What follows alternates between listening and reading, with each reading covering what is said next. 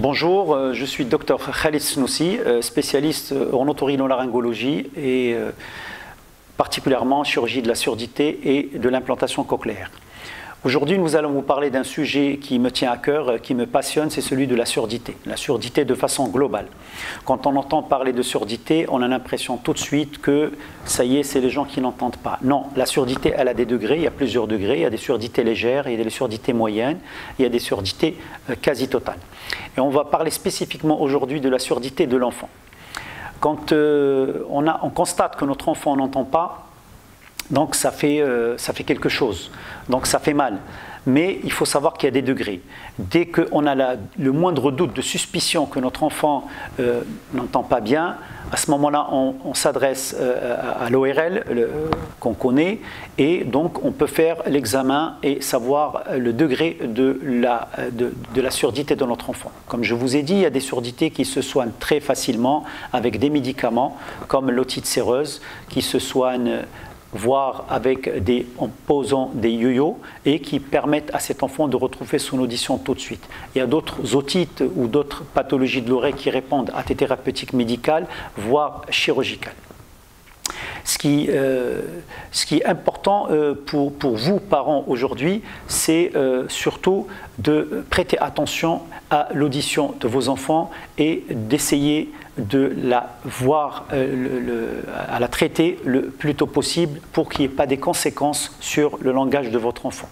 Effectivement, on voit des enfants des fois dans l'école qui ont des retards scolaires, mais en fait, le retard n'est dû qu'à une simple otite séreuse avec 30 ou 40% de pertes qui peuvent être traitées tout simplement avec un traitement médical. Quand il s'agit donc de la surdité totale qui est assez fréquente au Maroc et qui touche surtout la population rurale et là où le taux de consanguinité est très élevé, dans nos régions, ça peut atteindre au Maroc jusqu'à 30% de mariage consanguin selon les régions.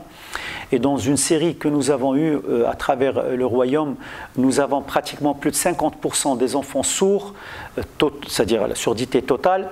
Ceux-ci, leurs parents sont consanguins dans 50% des cas. Donc ça, c'est la première source du problème.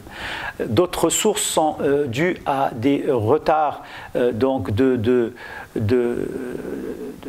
langage en rapport avec des maladies comme la méningite qui est assez fréquente au Maroc et qui peut donc laisser comme séquelles donc des surdités à des degrés variables. C'est ça le danger. Une méningite ne donne pas automatiquement une surdité totale, mais elle peut donner des surdités à des degrés variables et peut entraîner soit des retards de langage, soit quand elle arrive chez un enfant qui a déjà parlé carrément, donc un arrêt de langage total. Le problème essentiel, comme je vous ai dit, c'est surtout les problèmes qui sont liés aux accouchements. Beaucoup d'accouchements qu'on a constatés qui se font à domicile où il y a une souffrance fœtale, où l'enfant donc peut avoir une hypoxie, c'est-à-dire un manque d'oxygène lors de l'accouchement, et là, son audition peut être atteinte.